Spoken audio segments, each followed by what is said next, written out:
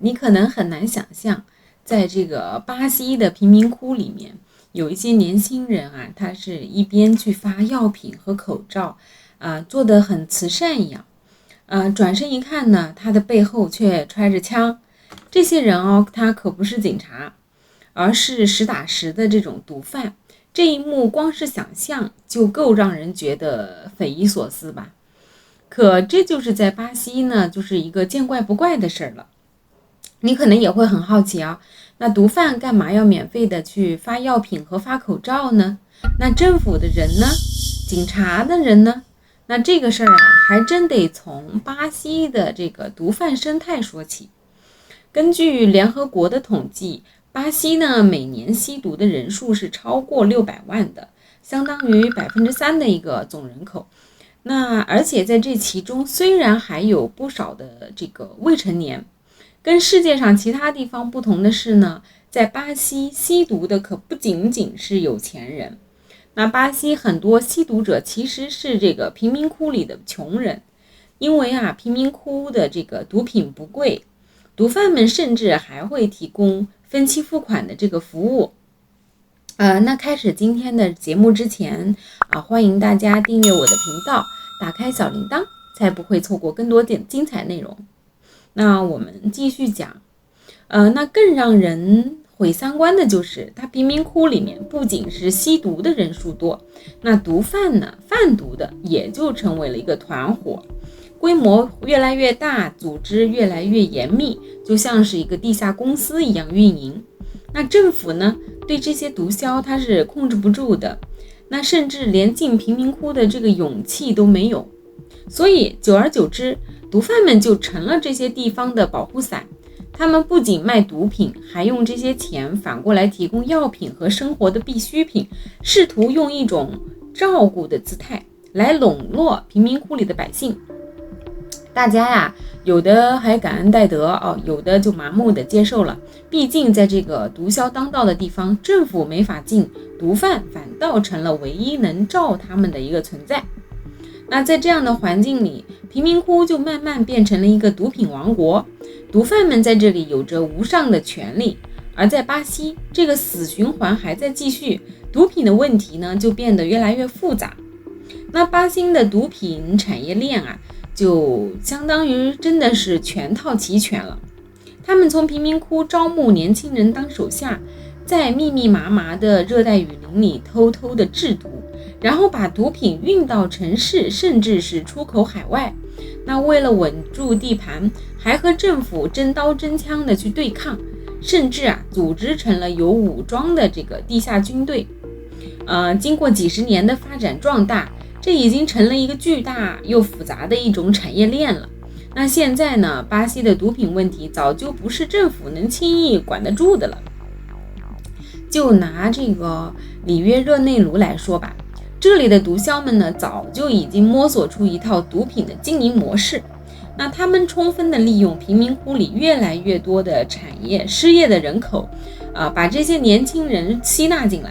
毒品交易也就不再是偷偷摸摸，而是越来越公开，简直就成了产业化的一个操作。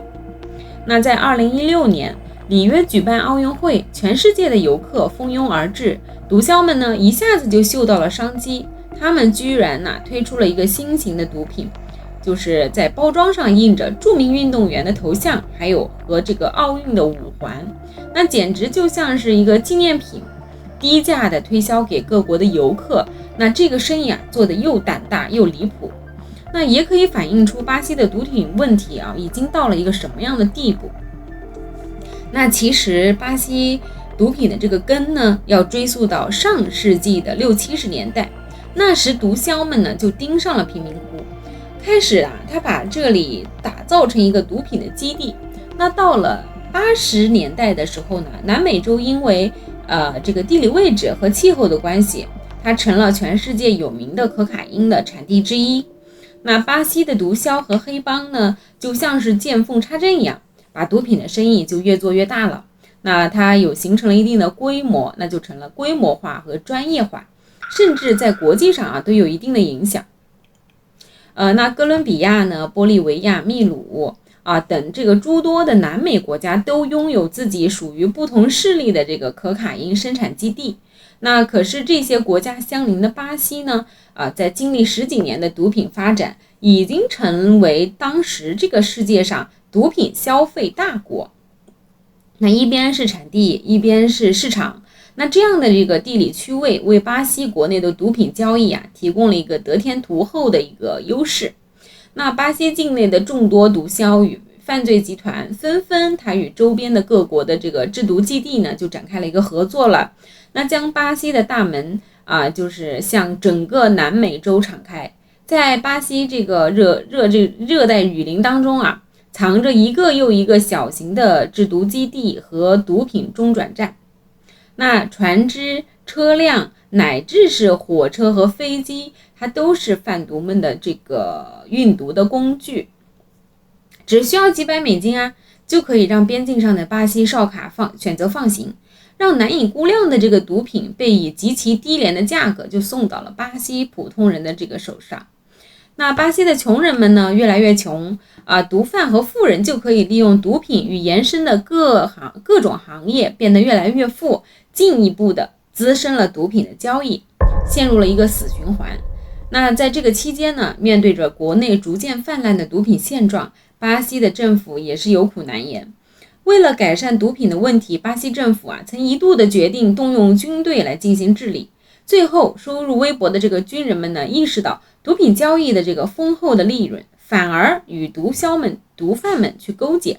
马上呢就让这个巴西的毒品治理情况愈发的恶化。那到了2000年以后，政府想继续解决毒品的问题，却发现已经为时已晚，也几乎没有什么有效的这个措施。那在2001年，当时有个在这个贫民窟叱咤风云的毒枭忽然金盆洗手了，打算过上普通人的生活。那原本大家以为这样一位大佬隐退了，里约的毒品战争可能会收敛一点吧，毕竟少了个龙头老大嘛。但是恰恰相反，他一离开，那些原本被他压制住的这个小毒贩们立马炸了锅，开始互相的去抢地盘，争得你死我活。整个里约呢是一片的混乱。那警察看着这些人一个比一个疯狂，简直是无从下手，最后不得不使出一招奇招。那他们还是决定把这位毒枭请回来。那是不是感觉匪夷所思呢？警察不但不想这个毒枭被关死在监狱，反而希望他能回去掌控局面。那其实这也从侧面说明了里约的这个毒贩的势力已经猖獗到警方都管不住的一个地步。那参与到人口贩卖的贫民窟达到了800多个，那有278个贫民窟被各种的势力们用非法武装实际去控制了。那毒品的交易组织控制大概69个贫民区，他们所制造的毒品交易几乎遍布了所有的这个贫民区。那人口贩卖组织为黑帮和毒枭提供了劳动力，黑帮为人口贩卖组织和这个毒品组织提供了武装保护，那毒枭们则为黑帮和其他所有组织提供了毒品，三方互惠互利。那贫民窟马上成为犯罪和毒品的温床。那而在这个2020年，受疫情影响，里约热内卢等这个城市的旅游行业受到了一个重大的影响，黑帮和毒枭们的这个生意呢就陷入了停滞。又因为巴西政府的这个管理原因和医疗系统的这个落后，新冠疫情在里约热内卢等城市就是肆虐。那为了防止自己管辖的贫民窟内的这个疫情爆发，那各大毒枭和黑帮们呢还为贫民窟的居民提供了药品和口罩。这也就是故事开头那魔幻的这一幕的出处了。那下面我们开始讲一下巴西的毒品为何猖獗。那其实巴西的这个毒品问题真的不能只怪毒贩和毒枭。那这个问题的根源就还得是从巴西自己的历史说起，得从这个葡萄牙人登上这片土地那会儿说起。那15世纪，葡萄牙的这个航海家来到这里，把巴西当成了殖民地，把这片土地也烙上了这个葡萄牙的烙印。那一直到400年后的1822年，巴西人才独立，建立了巴西帝国。那但是好景不长，仅仅是67年之后，巴西就爆发了军事政变，成了延续到现在的这个巴西联邦共和国。那说到现在巴西的这个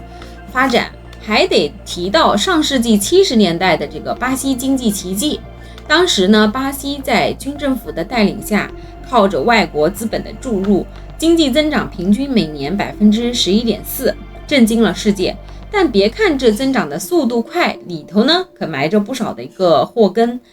因为整个经济奇迹啊，基本上是靠外国资本撑起来的。表面上看，巴西经济是飞速发展了，可实际上呢，外国资本一来，就把巴西本地产业压得抬不起头。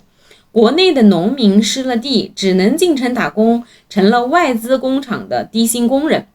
而这个还不算是最糟糕的，那更糟糕的是什么呢？就是这些年积累的贫富差距，让问题变得更复杂。那1985年军政府垮台，巴西经济一下子就停滞了，失业的人上千万。那个时候，这个巴西奇迹啊结束了，可巴西的穷人就更穷了。于是贫民窟开始扩张，一个又一个，遍地在巴西的各大城市的角落。那而贫富差距越大，有钱人越多，那对奢侈品的需求也随之增加。比如说毒品，